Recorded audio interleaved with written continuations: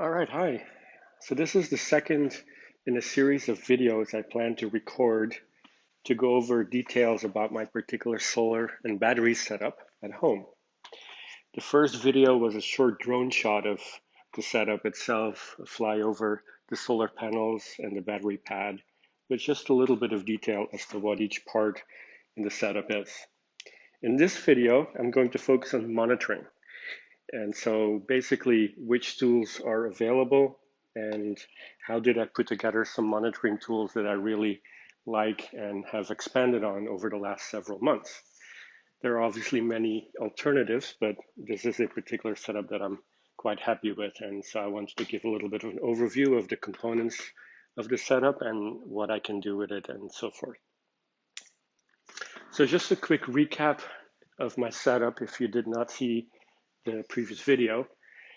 I have 27 kilowatt worth of solar panels. They're basically 75 panels at 360 watt each.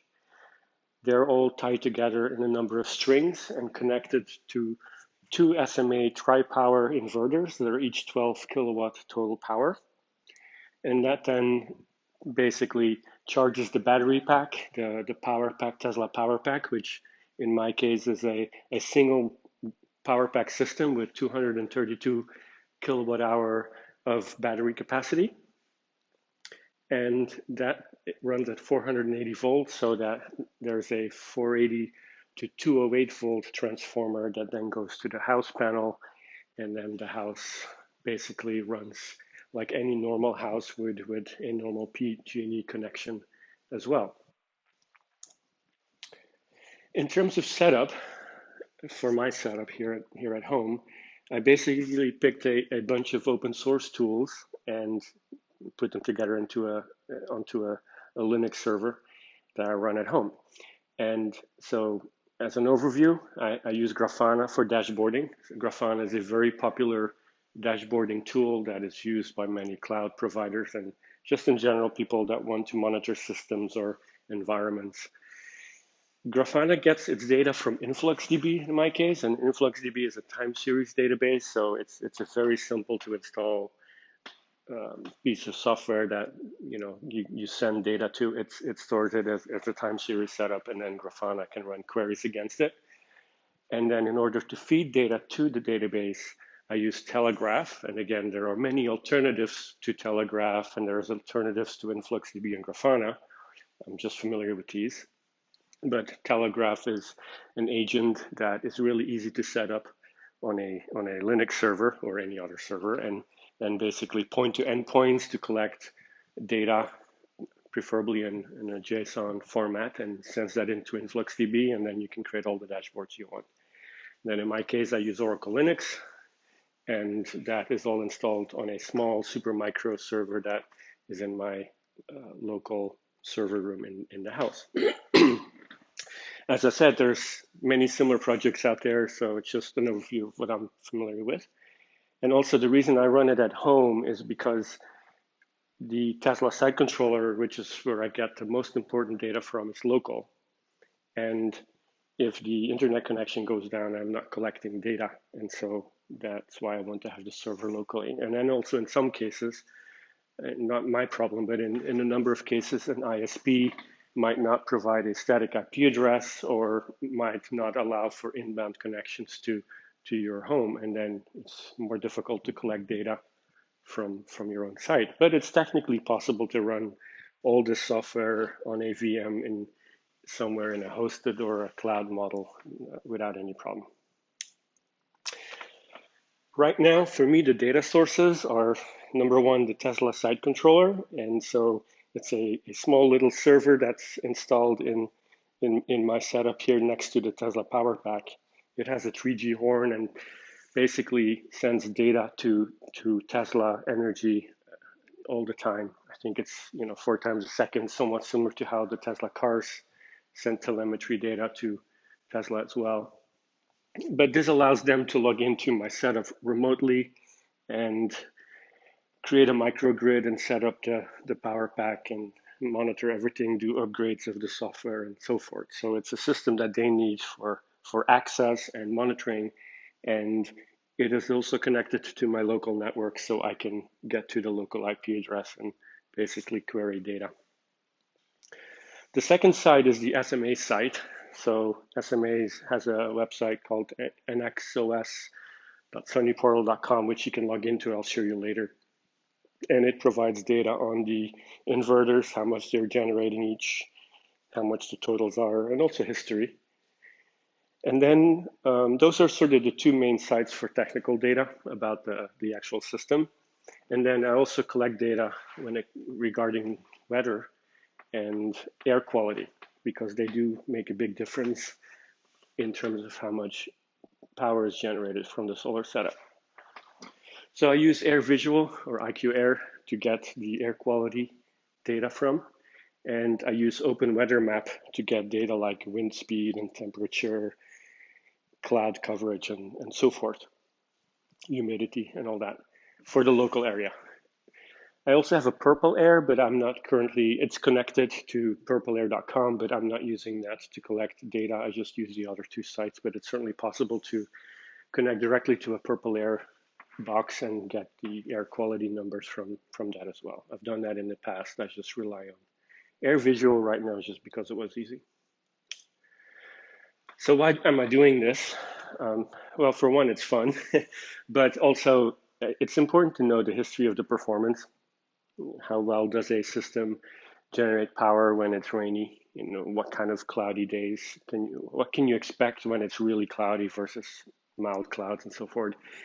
The air quality has a huge effect on how much power is generated. And since we had pretty bad air quality in the last few days, it was a really good time for me to have all this data collected and see what the impact is. And I can tell you that I've seen possibly 30–40% of reduction in solar generation, even though the weather said clear and sunny day, but then the smoke affected the actual generation. So it's actually important to have that data, and then you can know or predict or forecast what the days of generation, or even the several days, depending on the air quality forecasts, will be. There's also transformation loss, and I think that's often ignored when people are sizing a system. It's hard to determine specifically, but when you have all the data handy, you will know how much power is actually consumed by, for instance, in my case, the Tesla PowerPack.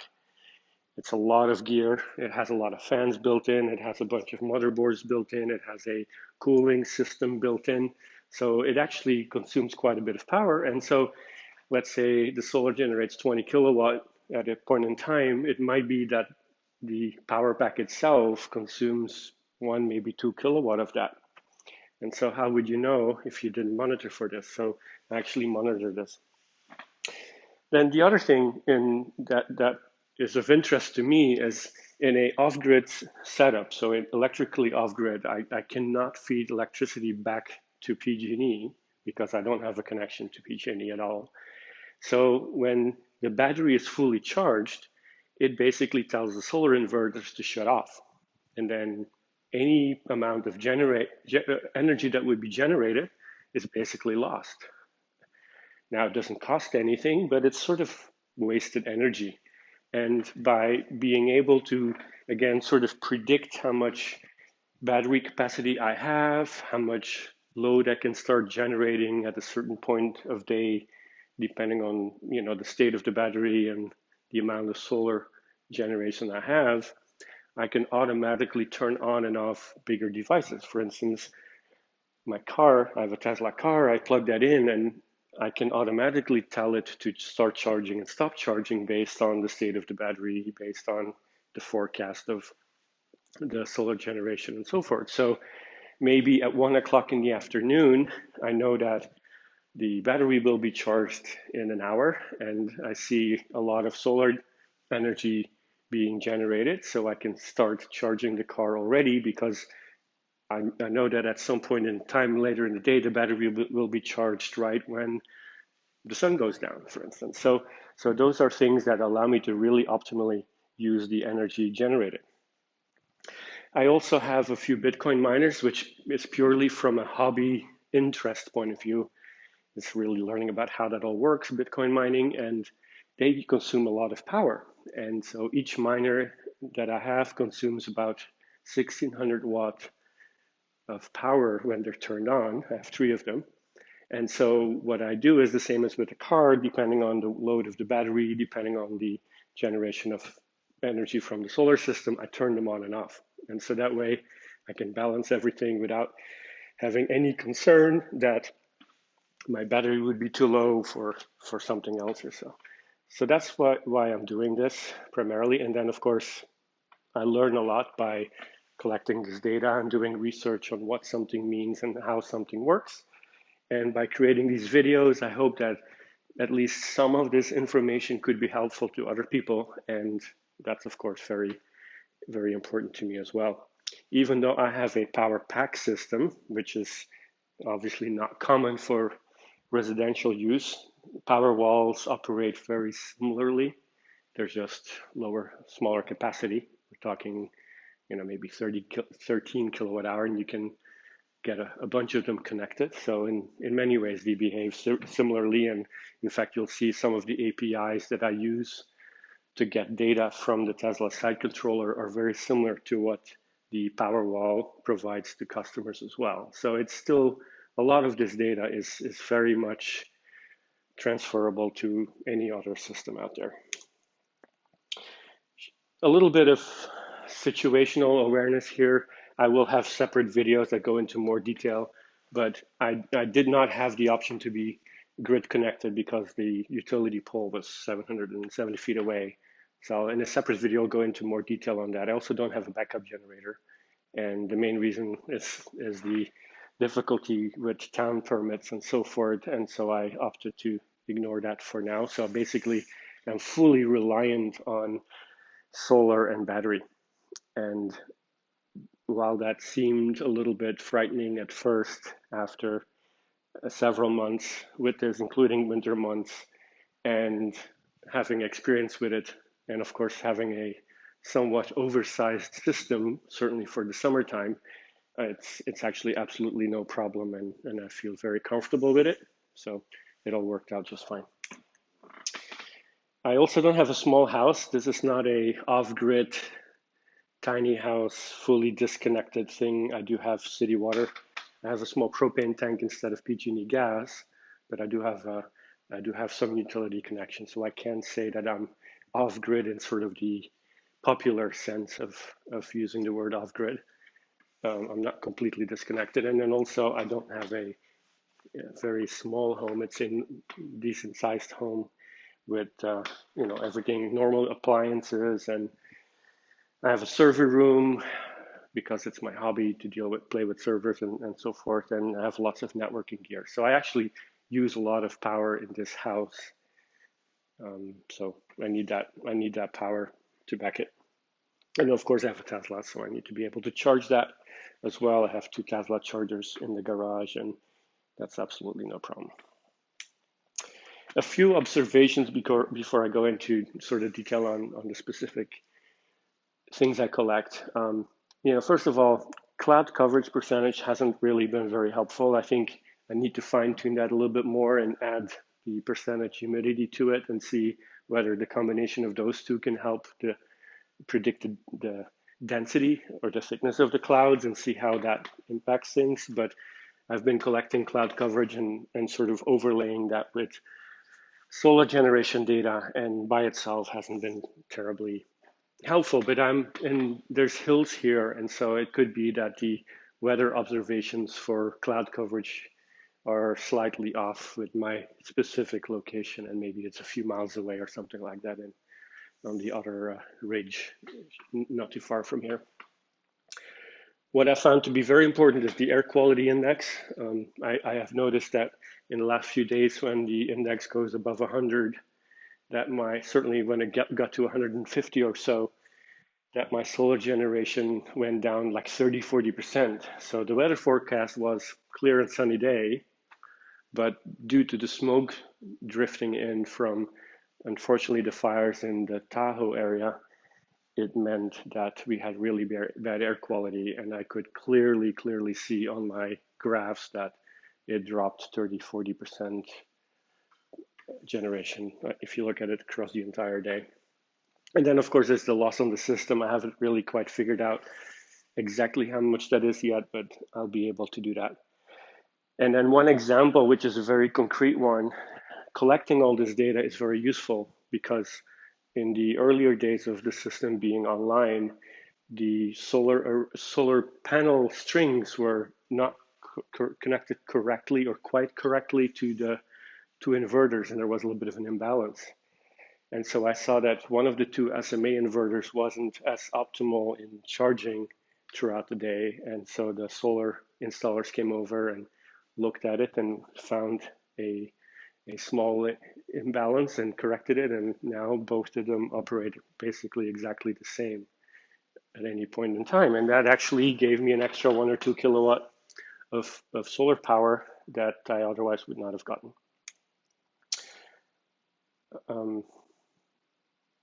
This system provides incredibly stable power, but I'll go into that in some other video.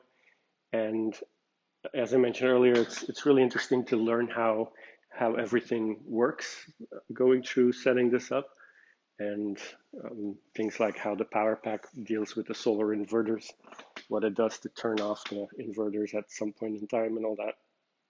But again, it's really cool, and it's just been a lot of fun to play with this and learn. So let's go into detail of each of the sites that I use and collect data from. And then I'll show you an overview of my Grafana plugin and also give a quick overview of the other two sites from both Tesla and SMA to go through it. So in my case here, so the first URL is PowerPack is the local site controller in my house. So it's the IP of the, basically points to the IP of the site controller within the home. And so on port 1111/API meters aggregates, you get basically this JSON output. And so it basically shows you both the battery and the solar setup. If you were to be grid tied, then there would be another section of JSON that would say grid or something like that, or utility. But since I don't have that, it just lists these two.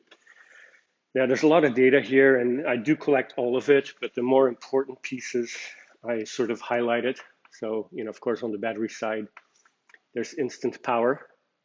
So when that's negative, then that means that the battery is charging, it's getting power in. When that number is positive, it means that the power pack is basically pushing energy onto the home grid, the microgrid. And so in this case right here, I'm basically getting 17 kilowatt input, which means that the solar arrays are producing at least that much. And we'll see that in the second piece.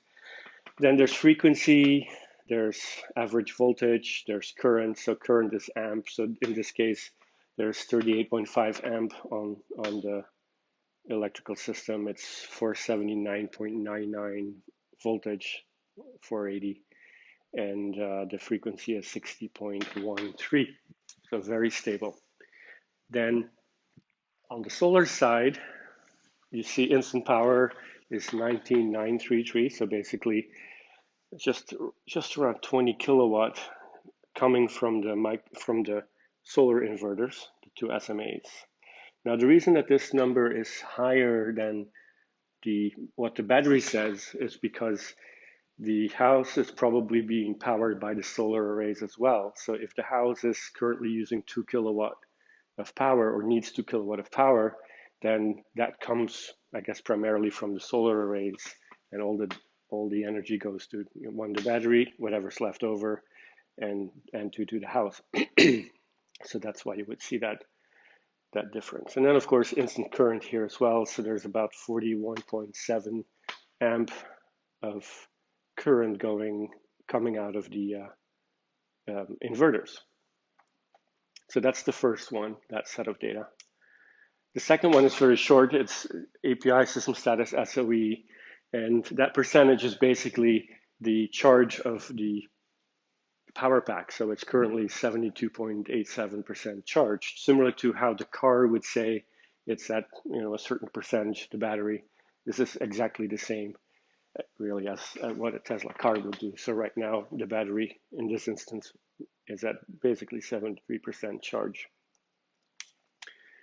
Then there's API meter solar, and so this gives a little bit of overview of the solar side of things again, a little bit more detail. Now I can use either these values or the other values. In some cases, it doesn't matter. They can be the same and just coming from a different source.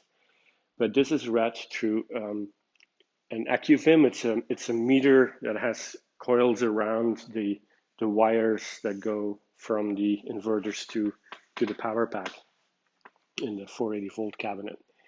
And so it basically measures that without talking to the solar arrays. So this number is not really exact, but it's close enough.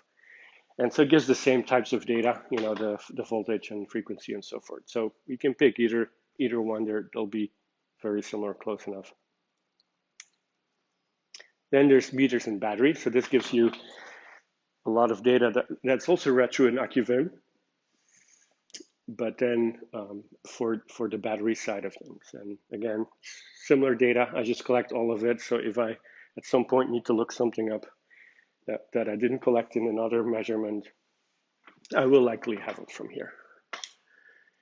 Then the other one is the SMA site. So I don't talk to the SMA controller that's locally connected. It basically connects straight to SMA and uploads data to their hosted site. Now, in order to connect to their site, you have to log in, get a token, and collect data. So what I did was I used Safari developer mode and then looked at how authentication happened and then replicated that in a Python script. And so what I do in this case is I run that script on my Linux box and I generate JSON output from that script, and then Telegraph and InfluxDB read my data, but I get the data from the SMA website, and the specific URL for getting the power values is the one listed here on the screen, API v1 widgets gauge power. And so the part that is the most important for me here is the total inverter capacity, or the power generated by both inverters at the same time. And then also the breakdown for each inverter, inverter 1 and inverter 2, how much they are generating individually. So I have a total amount and I have the split between 1 and 2.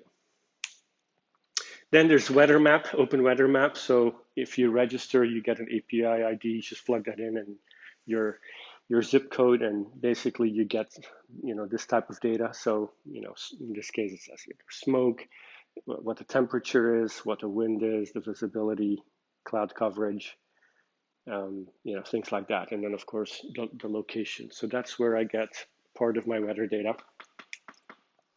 AirVisual is where I get the air quality index. So the same thing, if you register, you get an API key, you use that in your URL. And then you say which city you want the data for.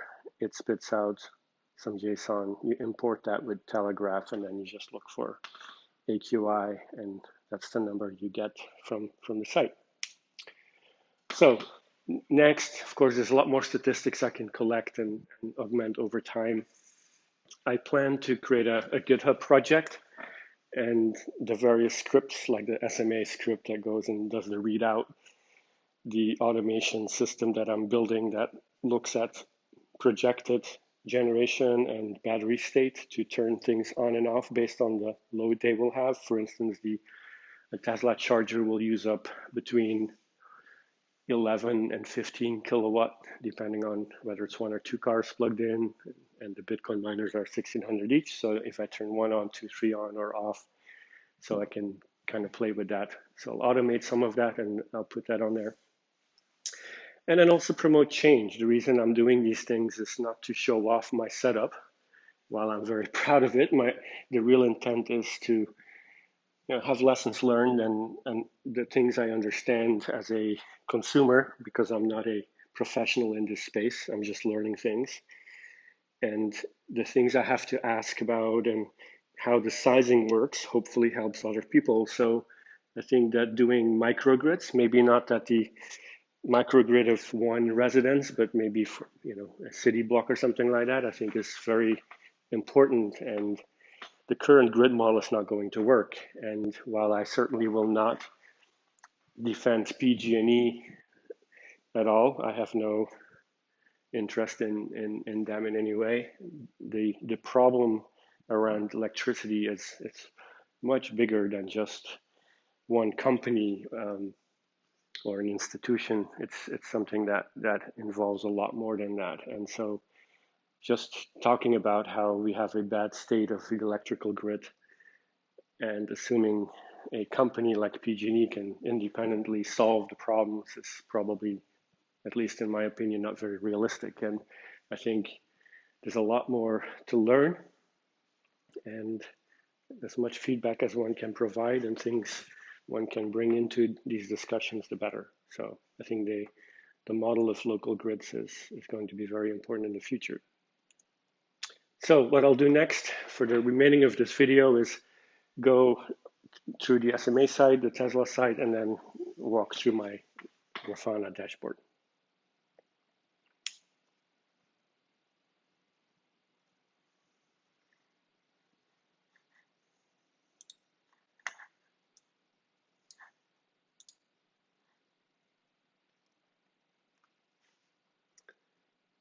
So here I'm logged in to the Tesla PowerHub website. I don't think that the PowerHub site is generally available to Powerwall users. They certainly are available to PowerPack users and also installers that install multiple Powerwall systems out there, but I don't think the individual consumer necessarily has access to this site. However, it provides basically the same data as I can collect locally. It's just that they've already created a very pretty site. So this is a web page you can go to. And so it lets you, turn around, which is kind of, it's silly, but it's cute at the same time. So it shows the PowerPack here.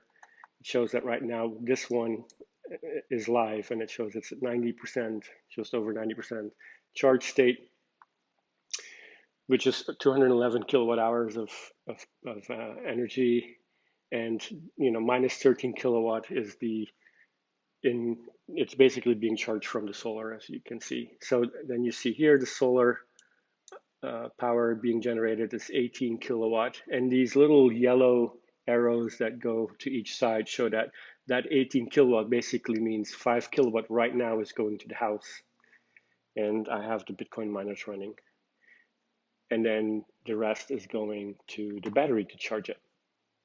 And then on the right side you can see real power, the available discharge in kilowatt. So this can handle a huge charge load or discharge load. Easily handles a whole house without any problem.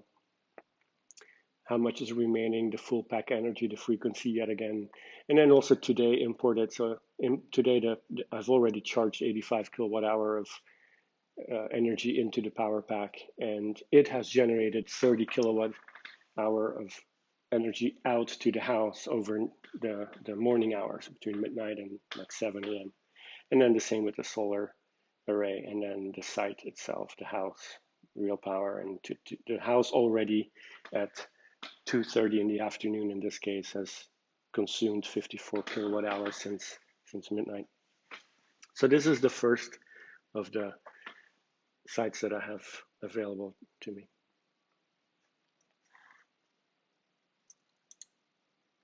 And the second one is the Sunny Portal. So I have an account on the Sunny Portal website, and this basically gives me the information about the solar system. So right now it's generating 18.5 kilowatt out of a total of 24 max capacity with the 2 inverters. And then so far today it's generated 96, almost 97 kilowatt hour.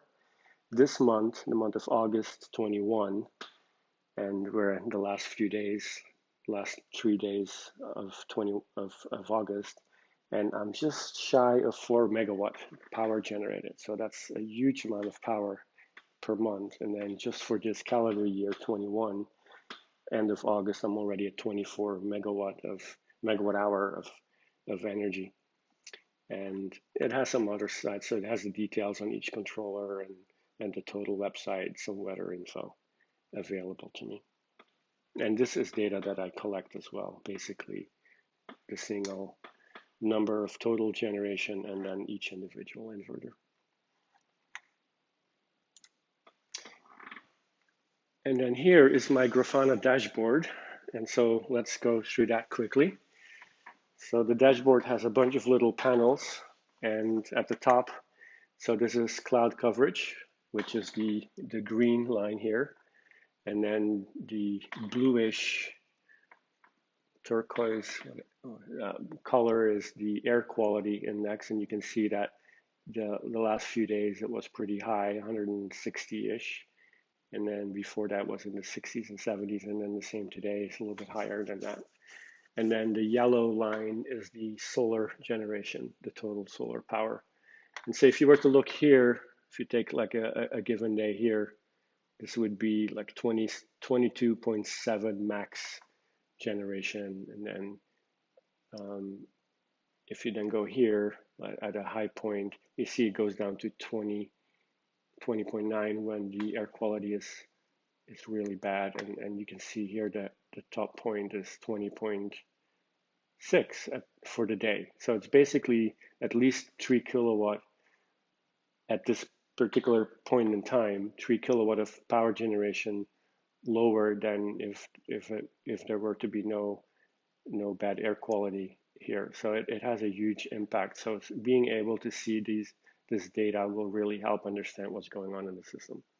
Then I collect wind and temperature, not that important. This is the current air quality, the humidity percentage, and air pressure, and then graphs of the same. So other than air quality and probably humidity, the other is just out of interest. These two are the biggest numbers that I care about, really. So they're the instant or current values. So the PowerPack is getting right now 12.6 kilowatt of power input, and the solar array is generating about 18 kilowatt of electricity right now at 2:30 in the afternoon. So it's still doing pretty good right now. And then here, so these are the higher numbers. So 211 kilowatt hour available, which is 91%. The battery will stop charging at about 95%, so they never go to 100%, because just like with the car, you don't want to go to 100, you want to go to 90 to 95%, and then total generated. And then we go down another panel, and so here the blue line, sorry for this part here, this is where I was playing with my network, and so I lost some of the data at that point. But basically, you can see the time of day, 6:30 in the morning, 7 o'clock, 8 o'clock, and so forth. And then green and yellow are the two inverters, and then blue is the total number. So here you can see when in the morning it starts generating, what the peak is, and then when it goes down. And so usually when you see these choppy lines, it's that, there's some cloud coverage or something like that. And you can see that for every day. So this view is the last 7 days. So I can go here and say I want to see the last 6 hours, and it'll redraw everything.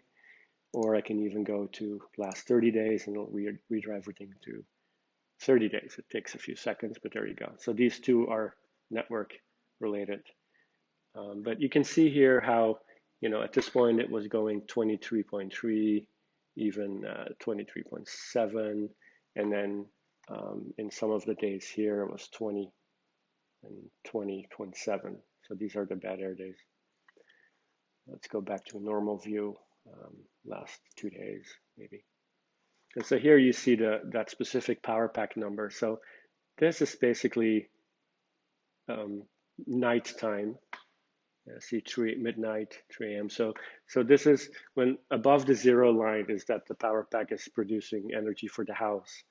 And so this is sort of normal nighttime usage with stuff running.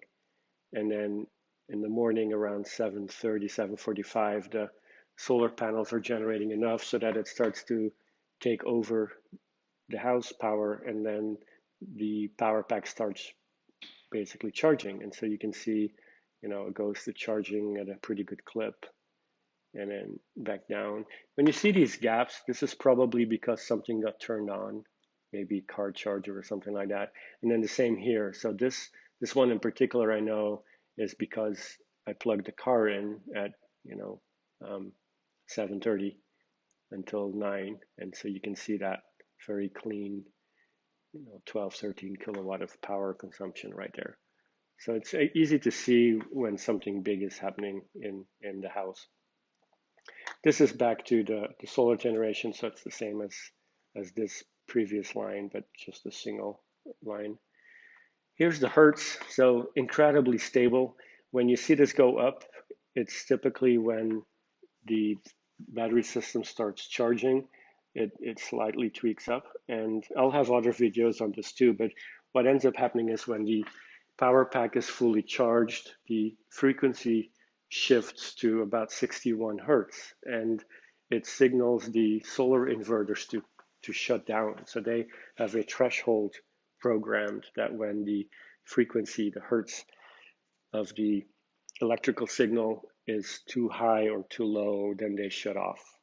Normally that's for safety reasons, but here it's basically done so that without having to communicate specifically with the inverter, the power pack can basically signal it by doing a frequency shift. So it's an easy solution, and of course not something that's possible when you're connected to the grid, because you cannot change or shift the frequency on your own. That would cause serious problems. Another dashboard here, or a panel, that shows both the kilowatt hour available in the battery and also at the same time what that percentage is. So you can see that, here at 4:30 in the afternoon, it was at 198 available kilowatt hour, which is about 85%. And then here at 4:30, it's at 90%. And right now it's at 91% and 212 kilowatt hour. It typically, when I fully charge it to the preset 95% charge, then it's about 220 kilowatt hour. To see the voltage, so the same thing, even though there looks to be a big shift, this is all within 480. So this is like 479.3 to 480.5. So it's a very small shift in voltage. And then this is the amp on the system. So basically 16, 17 amp. Then when it's charging a lot, it goes up to 37, in some cases a little over 40 amp, and then back down. So when the car is plugged in, same thing. The car charger will suck up power and such current. And in this case, it's about 31 amp at 480 volt. So the battery system is at 480 volt, and the house is at 110/208. So you basically the amp will go up as you go down in voltage and in house consumption. And then the little heart, the green heart here, and there's also one at battery capacity, they're basically alerts. So one of the nice things with Grafana and similar tools is that I can set alerts so that when a certain number is hit for a period of time, that it sends me an email or a message. So in this case, if the battery capacity goes below 40%, I get an email that says, hey, Wim, your battery level is at 40% or less. And so then I know, oh, I need to turn something off, or maybe just normal for what's going on, but at least I get a warning. And then the same with the voltage. If the voltage drops to 0, then something bad happened. And my system is on a small UPS. So if the house power goes down, if the power pack itself goes down, I can still get the data and send myself an email. So if I were to not be home, I get an alert that something happened. So that's the overview of my dashboards right now and the end of this video. And so next time I'll go into detail on something else, probably an overview of the different physical components, like the inverter, how it's connected to the power pack, and the site controller, and all the different components related to how things are connected physically. Thanks for watching.